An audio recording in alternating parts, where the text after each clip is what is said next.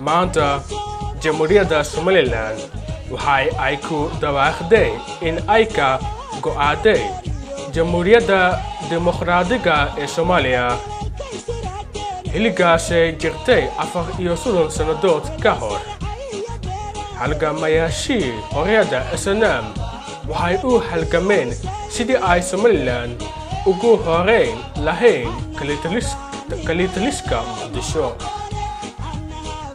Jamhuuriyadda Somaliland waxay haysay madaxweynaheeda, dowladdeeda, ciidamadeeda booliiska, lacag, baasaboor iyo qaar kale. Madaxweynaha Soomaaliya Xasan Sheekh Maxamuud ma rabo in uu ku aqoonsado, laakiin madaxweynaha Mareykanka Donald J. Trump ayaa doona insha Allah. Somaliland hanolato.